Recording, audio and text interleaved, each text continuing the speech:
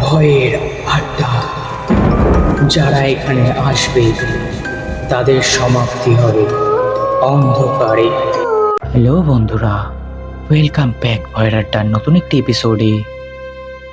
তো বন্ধুরা, আজকে যে ঘটনাটি বলবো সেটি হলো সাপের কামড়কে কেন্দ্র করে একটি সত্য ভৌতিক ঘটনা।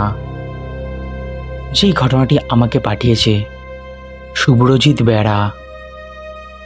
তো চলো বেশি কথা না বাড়িয়ে যাওয়া যাক আজকের ঘটনায়। গ্রামের এক ছেলে, তার নাম হলো রাহুল। একদিন সন্ধ্যাবেলায় মাঠে খেলতে গিয়ে হঠাৎই একটা বিষাক্ত সাপ তাকে কামড়ায়। সবাই তাড়াহুড়ো করে তাকে হাসপাতালে নিয়ে গেলেও কিন্তু তাকে আর বাঁচানো গেল না।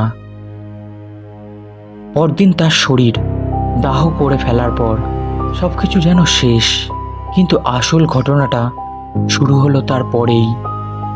রাহুলের বাড়ির পাশেই ছিল একটা ছোট্ট পুকুর। মৃত্যুর 3 দিন পর থেকে গ্রামের লোকরা বলতে লাগলো, রাতের দিকে পুকুরের ধারে কেউ একজন দাঁড়িয়ে থাকে, সাদা কাপড়, ভেজা শরীর, আর চুপচাপ তাকিয়ে থাকে জলের দিকে। প্রথমে সবাই ভেবেছিল হয়তো কোনো মানুষ। একদিন রাতে রাহুলের বন্ধু সুমন সাহস করে দেখতে গেল। দূর থেকে সে দেখতে পেল একজন দাঁড়িয়ে আছে। সে ডাকলো, কে ওখানে? ধীরে ধীরে সে ঘুরে তাকালো। সুমনের বুক কেঁপে উঠল। ওটা তো রাহুল, কিন্তু ওর চোখ দুটো অস্বাভাবিক ফাঁকা, আর ঠোঁটের কোণে কালো দাগ, যেন বিষ এখনো রয়ে গেছে। রাহুল যেন সুমনকে ধীরে ধীরে কি একটা বলল।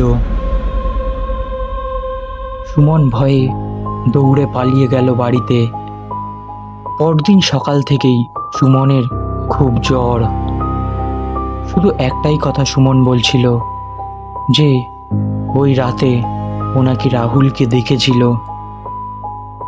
তো তারপর থেকেই গ্রামের কেউ রাতে ওই পুকুরের ধারে যায় না।